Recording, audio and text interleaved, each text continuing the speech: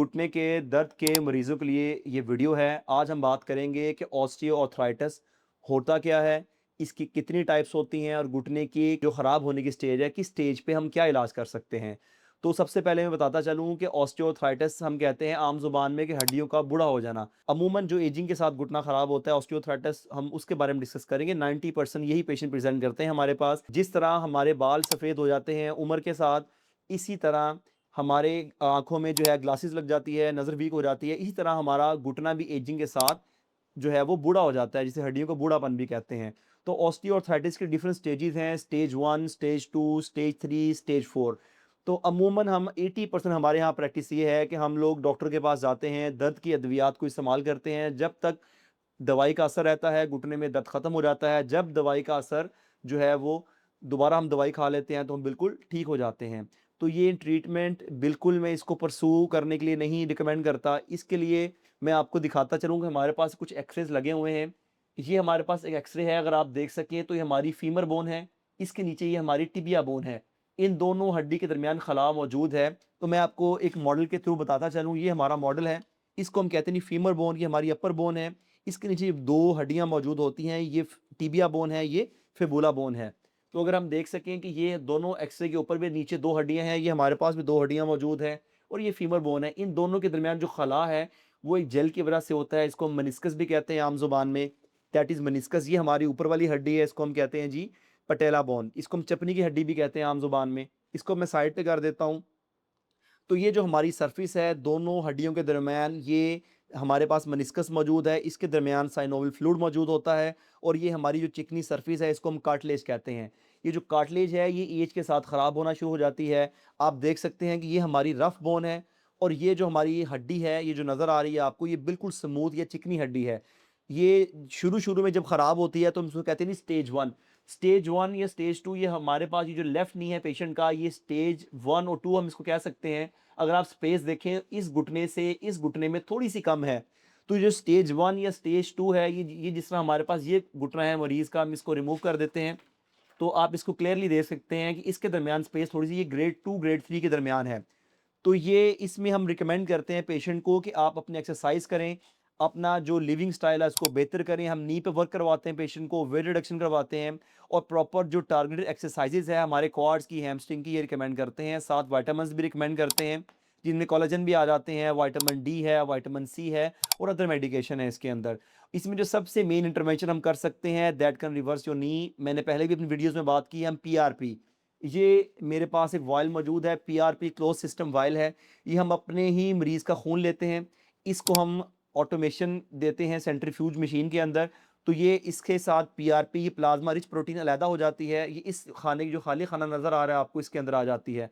ये हम मरीज़ के घुटने में इंजेक्ट करते हैं और ये हम इसको 2 से 3 दफ़ा इंजेक्ट करते हैं। ये क्या काम करता है, जो हमारी कार्टिलेज है इसको रिवर्स कर सकता है। This is the only thing that can reverse this cartilage. ये जो हमारी चिकनी हड्डी है इसको दोबारा समहाउ बना सकता है। ये 100 पेशेंट में से 80% पेशेंट जो हैं ये इनको ये वर्क करता है और ये बहुत नेचुरल चीज़ है जो हमारे घुटने को बना सकती है। ये बहुत रिसेंट ईयर में ये अभी आई है, इससे पहले ये चीज़ मौजूद नहीं थी। इस पे काफ़ी रिसर्च भी मौजूद है और एनएचएस भी इसको रिकमेंड करती है। उससे आगे आ जाते हैं ग्रेड 3 या ग्रेड 4 के अंदर। इसके अंदर हम स्टेम सेल्स भी कर सकते हैं। स्टेम सेल्स काफ़ी एक्सपेंसिव हैं। वो इसलिए ज़्यादा लोग उसको नहीं करवाते, लेकिन स्टेम सेल जो है वो अगर इसके ग्रेड 2 या ग्रेड 3 के अंदर किए जाएँ तो वो हमारे घुटने में 4 से 5 साल तक रिटेन कर लेते हैं घुटने को और घुटना ख़राब नहीं होता। इसके बाद हमारे पास ऑप्शन आई थी ग्रेड 3, लेट ग्रेड 3 और ग्रेड 4 के अंदर क्या कर सकते हैं? जो जेल जिसको हम कहते हैं जेल वाला इंजेक्शन, ये क्या चीज़ है? ये hyaluronic एसिड है, मोस्टली हम यूज़ करते हैं इसके अंदर और यही जेल जो है अगर हमारे पास ये पीआरपी वर्क नहीं करती तो हम इसके अंदर ये हमारे पास ग्रेड 3 है। अभी बोन टू बोन कॉन्टैक्ट नहीं है, अगर आप देखें तो ये स्पेस ज़्यादा है, ये स्पेस जो है वो कम है। ये इसी तरह है जिस तरह ये वैसे स्पाइन का मॉडल है, मैं समझाता चलूँ आपको, तो ये कहीं से हमारी हड्डी साथ नहीं लग रही। तो ये दोनों हड्डी के दरमियान जेल मौजूद है, अगर मैं इसको दबाता जाऊँ तो ये ग्रेड 1 में नज़दीक आएगी, 2 में मज़ीद नज़दीक आएगी, 3 में थोड़ा-सा और नज़दीक है, तो 4 में ये बोन टू बोन कॉन्टैक्ट आ जाता है। तो ये अभी जो हमारे पास ये अगर एक्स-रे आप देखें तो ये ऑलमोस्ट ग्रेड 3 है, इतनी स्पेस हमारे पास मौजूद है। तो इसके अंदर हम आपको हाइलुरोनिक एसिड ऑफ़र करते हैं पेशेंट को, इसका बहुत बेनिफिशियल रिज़ल्ट है। इसमें ये होता है कि ये पेशेंट को मज़ीद घुटने को टकराने नहीं देती। जिस तरह घुटना अगर ये नहीं लगाएँगे तो क्या होगा? तो ये घुटना आपस में टकराना शुरू कर देगा। तो इसके अंदर हम जिस तरह बॉल बेयरिंग के अंदर ग्रीस लगती है, तो ग्रीस हम इसके अंदर डाल देते हैं। ये बिल्कुल नेचुरल चीज़ है, इसका कोई साइड इफ़ेक्ट नहीं है। ये एक बहुत अच्छी रेवोल्यूशन है, हम इसको इस्तेमाल किया जा सकता है। ये पेन किलर से बहुत अच्छी चीज़ है। ये आपके घुटने को काफ़ी हद तक सेफ रखती है। और अगर हमारे पास इसके बाद आता है बोन टू बोन कॉन्टैक्ट। मैं एक नेक्स्ट एक्स-रे हमारे पास होगा, इसको हम दिखाते हैं, ये जी। अक्सर पेशेंट हमारे पास आते हैं, डॉक्टर साहब कि हमारा घुटना जो है वो काफ़ी ख़राब है और इसमें आप जेल लगा दें, ये कोई इंजेक्शन लगा दें। अब हर मरीज़ को हम इंजेक्शन तो नहीं लगा सकते, इसलिए मैं पेशेंट को कॉल पे भी कहता हूँ, मैसेज पे भी कहता हूँ कि काइंडली अपने एक्स-रे शेयर करें। आप फिज़िकली पेशेंट को दिखाएँ ताकि हम इसका प्रॉपर इलाज कर सकें। कोई एक जेल वाला टीका या कोई भी एक इंजेक्शन जो है वो मरीज़ को ठीक नहीं कर सकता। हमें मरीज़ को एग्ज़ामिन करना पड़ेगा, फिज़िकली देखना पड़ेगा, एक्स-रेज़ देखने पड़ेंगे। ये इतनी बातें जो मैंने आपको बताई हैं, ये फ़िज़िशियन या जो ऑर्थोपेडिक कंसल्टेंट है, ये उसको देख के ही बता सकता है पेशेंट को। अब ये जो पेशेंट है हमारे पास एडवांस ग्रेड 4 है। इसको मैं ठीक करके लगा देता हूँ जी। ये अगर आप देखें, तो ये इसमें कितनी स्पेस है घुटने के अंदर और ये स्पेस बिल्कुल नहीं है। आप देखें कि बिल्कुल घुटना फ्यूज़ हो चुका है। ये जो हमारा ये नी है ज़्यादा फ्यूज़ है, ये जो राइट नी है ये थोड़ा कम फ्यूज़ है। इस घुटने के अंदर अगर हम जेल लगाएँगे तो जेल का कोई फ़ायदा नहीं होता इसके अंदर। इसके अंदर पेशेंट शदीद पेन के साथ प्रेज़ेंट करता है हमारे पास, वॉकर के साथ या व्हीलचेयर पे आता है अक्सर हमारे पास। तो खुदारा इस स्टेज तक पहुँचने से बचें। इससे पहले अगर ये स्टेज है या ये स्टेज है आपके पास 3 है या अर्ली स्टेज आर्थराइटिस है, तो उसके लिए आप कंसर्न ऑर्थोपेडिक को दिखाएँ। अभी नॉन सर्जिकल ट्रीटमेंट्स बहुत हमारे पास हैं।